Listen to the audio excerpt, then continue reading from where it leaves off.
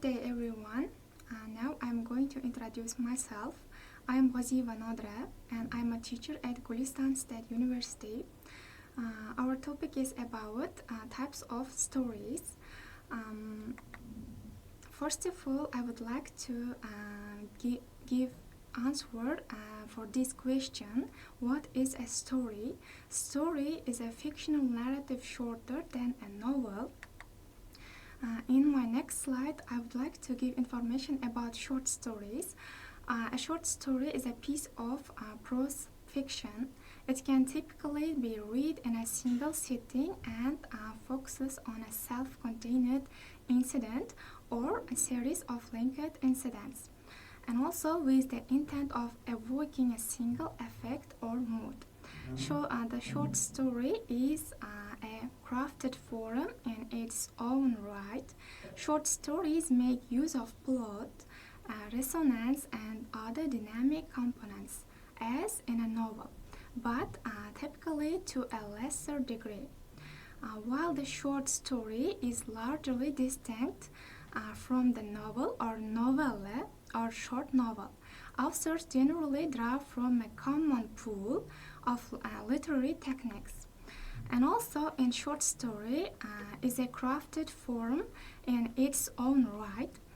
Short stories make use of plot, resonance, and other dynamic components as in a novel, but typically to a lesser degree.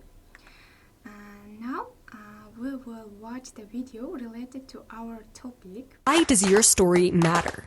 Good question. What if I told you that there's a science behind every great story? I don't just teach you how to write. I teach you how to change the world with your story and make your author dreams come true. There are a few common myths about writing short stories that discourage so many writers and create this very restricted, one-size-fits-all method for short story writing, which is actually creatively damaging. Most writers will tell you that before you go to write a short story, you need to read short stories. Like, you can't get started right away. You have to go educate yourself first. This is not true. Reading short stories might be helpful to some writers, but not all of them, because here's the unpopular truth: not all writers are big readers. So no, you don't have to go and educate yourself by consuming stories that other writers tell you you should read. If you enjoy reading short stories and you get inspiration from them, cool, go ahead. But don't look at it as the path that you have to take that will get you to where you want to go. That will probably cause you to be more self-critical and more intimidated by the idea of writing anything at all. Most writers will also tell you that you should write short stories before trying your hand at something more complex, like a novel. Like, don't think that you can go and write a novel right away, because you need to write a bunch of short stories before you're seasoned enough to write a novel. This is also a lie. You don't have to write short stories in order to be qualified to write a novel. I think most writers think of short stories as like the cheap art book of painting. You know, like the thin paper that's not very good quality that you practice on. And then the novel is like the thick, fancy, expensive watercolor paper, and you better not touch that unless you're a great writer and you're going to write something amazing, which is just a really toxic way to look at writing. Now, I am all for practicing, okay? I think practice is very important, and short stories are a great way to practice writing because the best practice comes when you're not taking something too seriously. Short stories are ideal for this because you probably don't have to publish it or even show it to anybody else if you don't want to. My personal favorite medium for non-serious practice writing is fan fiction, because you definitely don't have to worry about it being good enough to publish. But oftentimes writers, especially new or insecure writers, will treat their practice projects with contempt. Like this attitude of, oh, it's not good, it's really actually bad, please don't read it. But what if we looked at all of our writing as practice? The thing is, our best is constantly changing, and we can't improve without practice. There's a great quote by Seth Godin that goes, "The practice is not the means to the output. The practice is the output, because the practice is all we can control." I love looking at my writing this way because it allows me to silence the inner critic and just enjoy my writing exactly where it is, exactly where I am in this moment. Will you become a better writer in the future? Yes, because we all become better at what we do, given time and experience. But that doesn't mean what you're writing at the moment is bad. It's your best right now. And your best is all you can do. So I'm a big supporter of practicing, okay? Write short stories when you feel like it. But don't feel like you have to write a bunch of short stories before you can work your way up to writing a novel. That's a myth, and it needs to stop. So if you came to this video because you were told that you need to write a short story or a bunch of short stories before you can write a novel, don't listen to them. Listen to me. Write the novel. If you feel like you have a bigger, more complex story in your head, then just do it. Don't hesitate. Don't second guess yourself. Don't fall into the trap of believing that some other writer is better or smarter than you. We're all on this journey together, and no two writers are exactly alike. All right, now that those myths are out of the way, let's talk about the fundamentals of short stories. First, plot. I've heard a lot of people say that the way to tell if your plot is good for a short story or good for a novel is to go by story size. So if you have a small idea, small premise, that's better for a short story. If you have a bigger, more complex premise, then it's a novel. This is also not true. Some of my favorite novels and full-length films are very small-scale stories. In fact, as a consumer, I prefer smaller, simpler stories where there's not much of a plot going on because it allows the characters to shine. So can we please do away with this notion that your story idea has to be this complex, exciting, grand idea in order to be a novel? It's just not true. If you've seen any of my videos, you know that story is not about the plot. It's not about what happens. It's about how your character transforms as a result of their journey. So that being said, here's a better question to ask yourself to figure out whether your idea is best suited for a short story or a novel. Not, is this a small idea or a large idea? Instead, ask yourself, how long or extensive do I want to make this character's journey? Will there be side characters or subplots?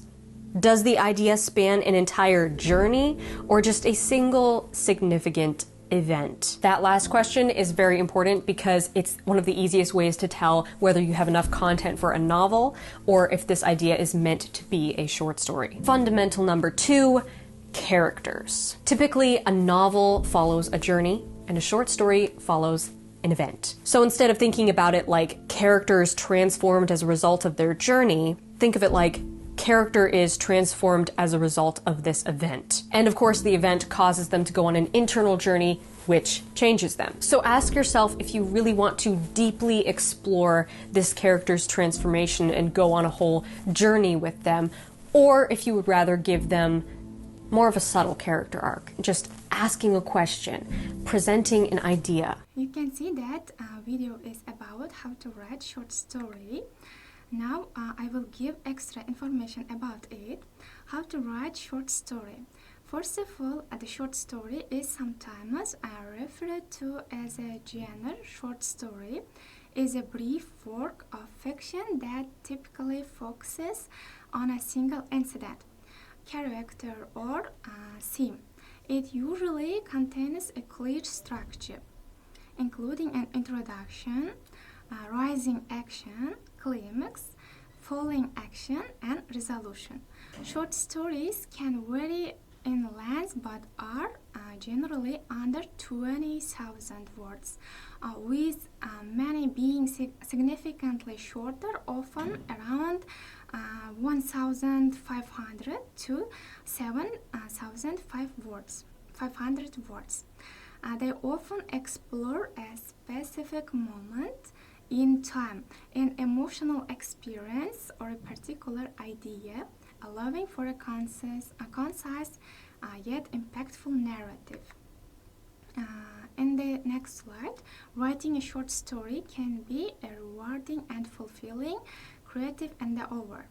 Here are some steps to help guide you through the process. First of all, you should find inspiration. It consists of daily life and prompts, and also what if. In daily life, observe people, events, or experiences around you.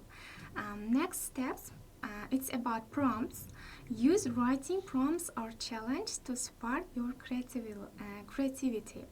And last one, what if?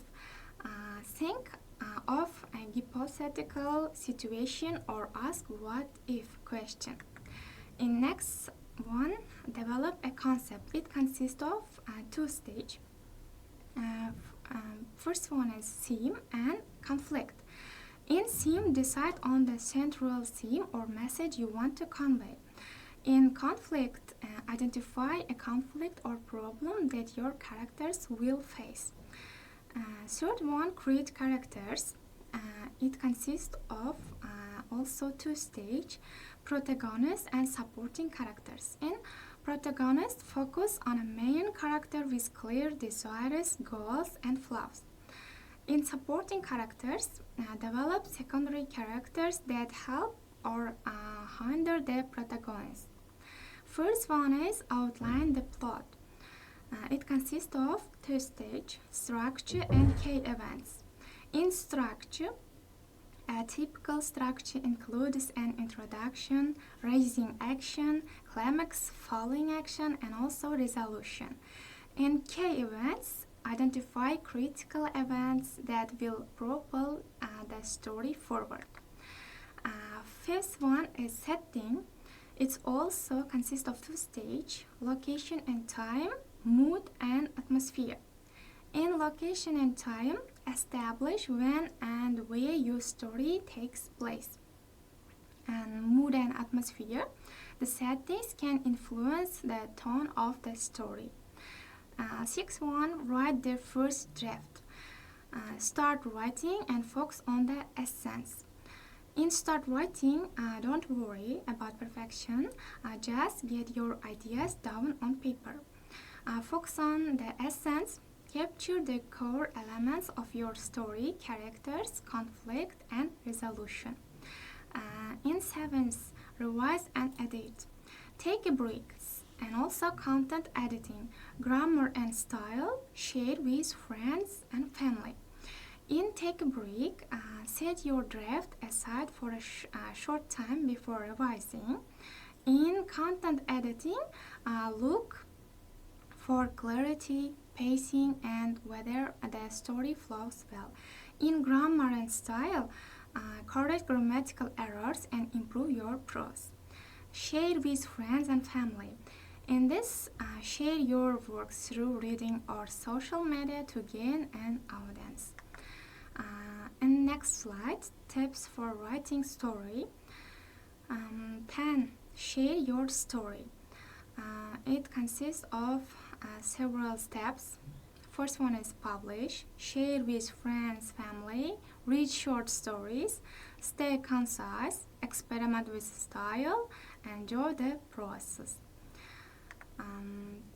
And next slide, I would like to speak about types of stories. Stories come in various forms and serve different purposes. Here are some of the most common types of stories.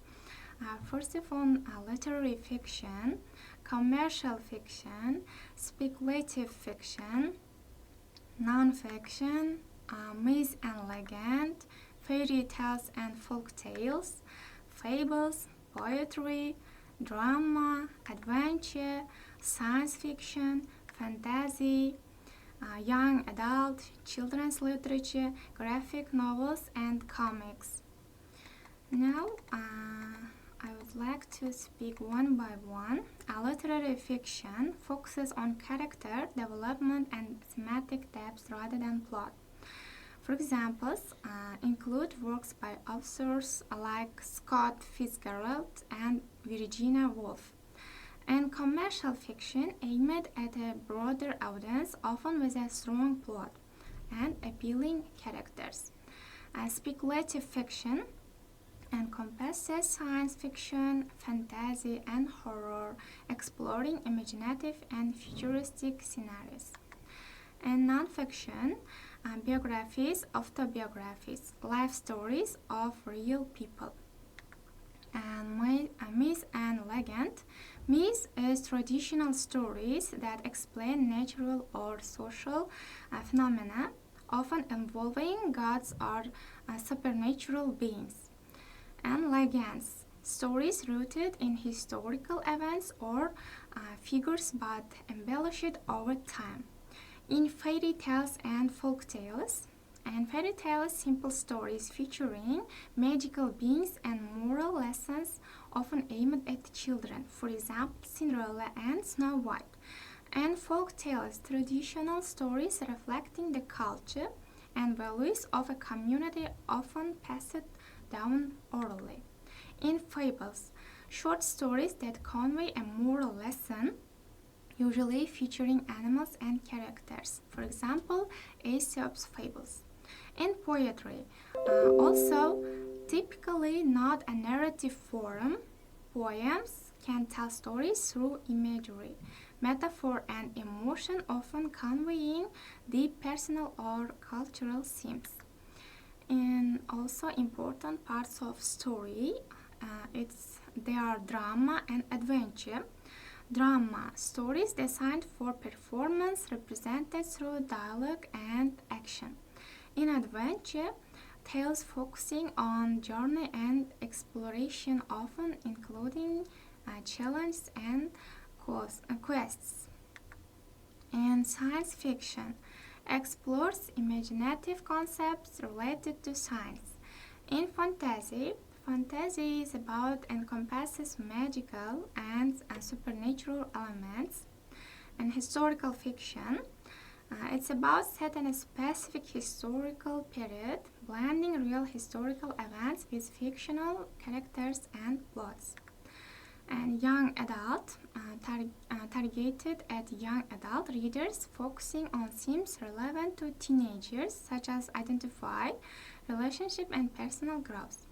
And children's literature, it's about stories specifically written for children. And last one is graphic novels and comics. Stories told through a combination of illustration and text covering a wide range of genres. And now I would like to give information about short story elements. They are setting, conflict, point of view, plot, character, and theme. And also in this slide, how long is a short story? In flash fiction consists up to 1000 words. A short story consists up to 1000 to 7500 words. A novelette, it consists of 7500 to 10,000 words. A novella, it consists of 10,000 and 40,000 words. In novel, it consists of 50,000 plus words. In my conclusion, each type of story has its unique characteristics and appeal, often overlapping with others. The choice of story type can greatly influence the themes, characters, and overall impact of the narrative. And also understanding these types can help writers create compelling tales and help readers find stories that resonate with their interests. It is end of my presentation. Thank you for your attention. I think my presentation will be helpful for all of you.